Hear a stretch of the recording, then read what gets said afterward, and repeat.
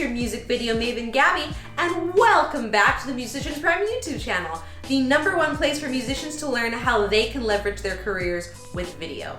If this is your first time to the channel, then welcome.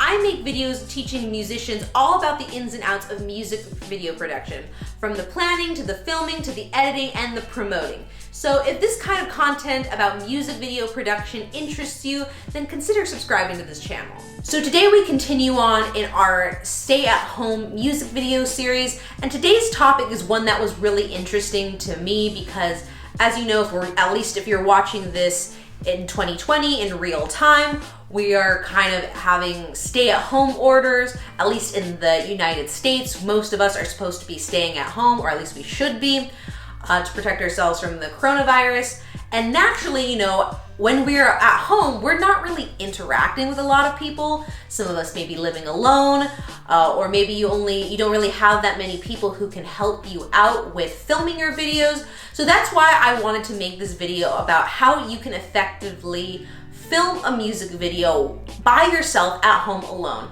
And I think this is a really, taking on the challenge of filming a music video by yourself is a really interesting idea. And I feel like if you can nail this concept, you can really master music video production in every sense, because you could become totally self-reliant and not really need other people or outside forces to make your music video productions. You really only need a creative idea and maybe considering the 3 aspects that I'm about to talk to you about in this video. So let's get right to it. The first thing we're going to talk about is where you place your camera. Now, depending on where you place your camera, how close your subject is to the camera or how far away it is, maybe you want something that's more of a wider shot, seeing more of the setting that's involved, or you want something that's really up close to your face, or you want to get things like finger shots if you're playing an instrument that requires your fingers to play. Now, as you may remember, a couple weeks ago, I did a little video about 5 different ways you can film from different perspectives. I'll link that down in the description below, and also put a little card up in the corner so you can go click and watch that to give you, some interesting ways that you might want to film and place your camera to get certain types of shots. But yeah, just depending on where you place the camera, that can make or break and create interesting imagery in the video and, just make a more compelling music video to watch. No one wants to just see you straight on playing the instrument. I mean, I guess you could, but it's more interesting if you're seeing shots from different points of view. It helps to kind of liven the scenery, liven the mood, and keep people's interest in watching the video.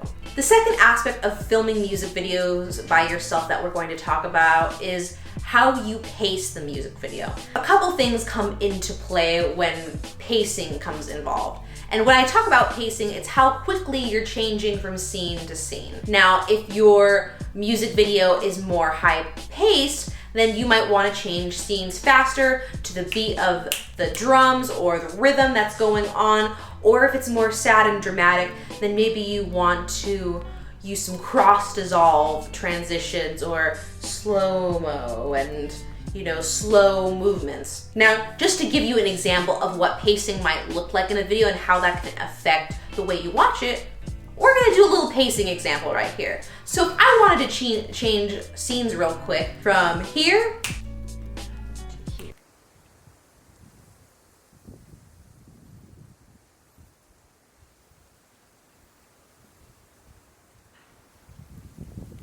and back into my office. Now, you see how that kind of changes the way you watch me in the video? It creates interest. So if I do a little bit of a faster pacing, then you're gonna kind of feel more, a little bit more energy. If it's a slower pacing, it might be a little more laid back, chill. You're kind of giving off that feeling when you're moving along at a certain pace in your music video. And, the nice thing about pacing is that you don't have to necessarily involve other people, because that's just a matter of how you piece your music video together in your editing software. So yeah, changing up the pacing, figuring out what kind of flow you want in the music video and how it relates to the beat of the music, what's going on in the music, can really help make your music video a lot more interesting.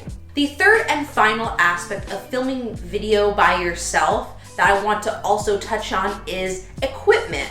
Now, obviously, when you're by yourself, it's gonna be a little bit harder to make placements with your camera without the proper equipment, without things that are gonna help you, keep your camera straight on and get the vantage points and the way you want the clips to look in your music video. So it's helpful to have some equipment. I'm thinking specifically about things that are holding the camera in place, like a nice big tripod, or if you're filming with say like an iPhone or any kind of smartphone and you just want to be able to prop it up on top of a table or something, then getting a mini tripod like this right here. This is my Manfrotto tripod with the smartphone clamp.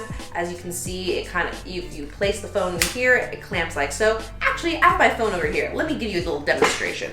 Here's my phone, iPhone 11 Pro. Slip the camera on, and voila. It also makes as a nice little vlogging tool if you just want to hold onto the tripod and film as you go, like so. Or you can just prop it on its legs, and voila. Now you got a nice little prop for your iPhone if you want to film with it. If you need a tripod that's got a little bit more of a bendable option, I might recommend the JOBY. I really loved using this one for the longest time, just to clamp onto things and to places where maybe a tripod would have a hard time situating on yourself. I like that they have these little bendy ball joint arms. They also make one that's more really heavy duty, which is actually one that I'm gonna be getting now that I have a nice new professional camera to film with.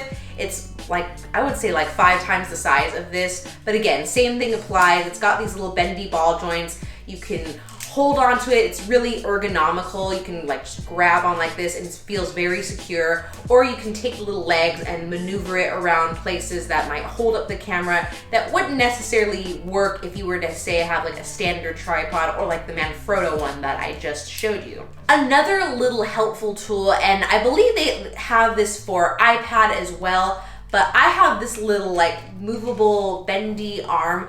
I don't remember. I call it a smartphone clamp. I'll put the name of it here when I figure out the name of it, and then I'll also link it in the description below. But basically what this is a little bendy metal clamp, and you can see that this twists and you can clamp it. Will it clamp on here? Aha! See how it kind of clamps here? And so I can kind of move this to the position I want, and then the phone just goes in here and boom. Oop. This is the kind of clamp that holds onto the little space, and as long as it has enough space to grab on and clamp onto an object, it should stay still. And then depending on where you want to move this, you can bend it over here. You can adjust the little iPhone clamp depending on where you want to put your phone, and adjust it. And this is really nice if you want a certain point of view, but standing it on top of a tripod would work, or something like the JOBY tripod that I just showed you wouldn't be able to hold onto. This is a nice little clamp for you to use to get some of these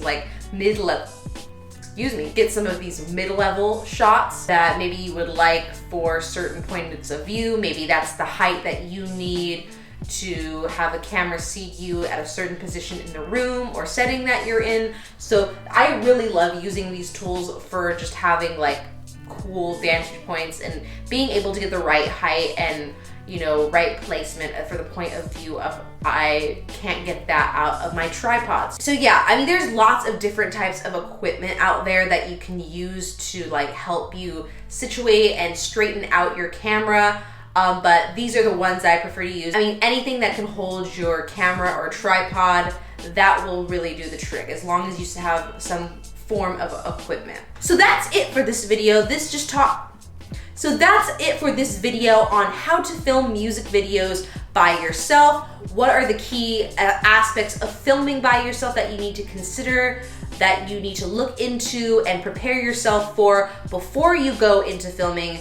Things that will also help enhance the way your audience views your music videos. I hope you found this helpful. Let me know what you thought about the video in the comments below, or if you have any other tips of your own when it comes to filming videos, music videos by yourself. I'd love to know, and be able to share that with the community.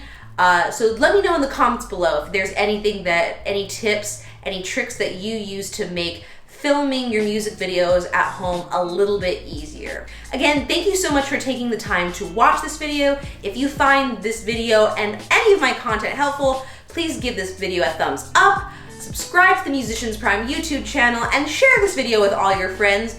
This is the best way that you can support me and the Musicians Prime YouTube channel so I can continue helping educate musicians who want to leverage their careers with music video. Anyways, that's all I got time for today. I hope you have a wonderful rest of your weekend, and I'll talk to you again soon.